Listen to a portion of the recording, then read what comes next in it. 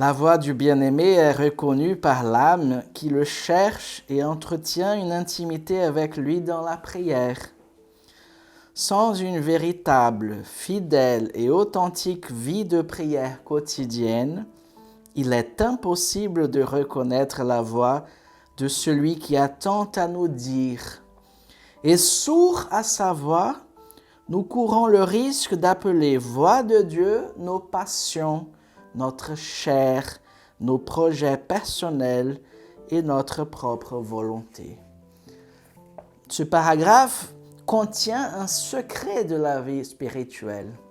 Il faut faire gaffe à ces désirs trop intenses qui se lèvent en nous et trop immédiatistes.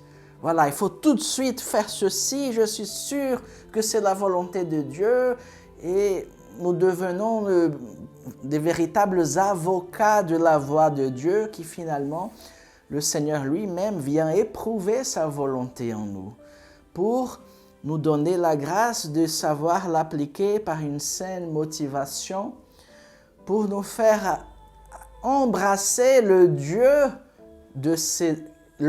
véritable et non pas les dons de Dieu simplement.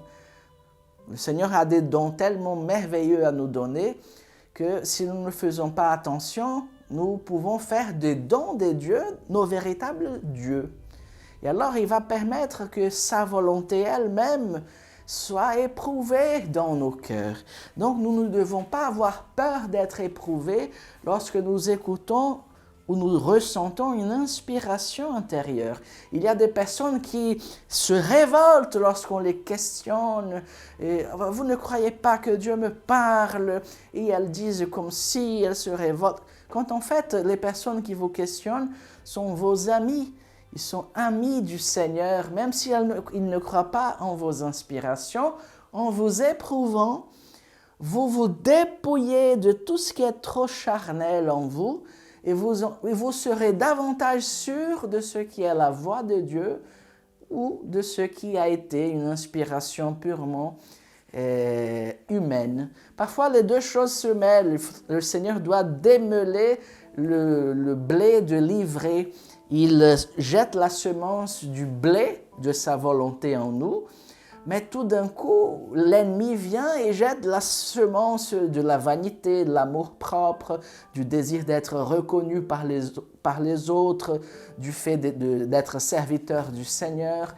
Et les choses sont tellement entremêlées en nous que nous serons toujours purifiés par l'action de Dieu dans notre vie jusqu'à l'heure de notre dernier souffle. Donc il faut faire attention pour ne pas appeler voix de Dieu nos passions désordonnées, notre chair qui est blessée par le péché, nos projets personnels et notre propre volonté qui n'admet pas qu'il y ait une autre qui se superpose à elle. Notre volonté, elle est absolutiste. Il faut faire attention. Quand c'est la volonté de Dieu, nous nous laissons épurer, nous nous laissons émonder, nous nous laissons tailler. Quand ce n'est pas la volonté de Dieu, nous avons peur de tout cela.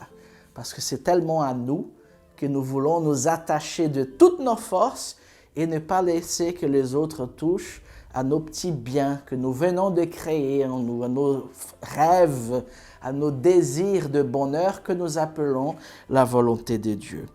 Le père Amedeo Cencini disait que chacun a la conscience qu'il mérite.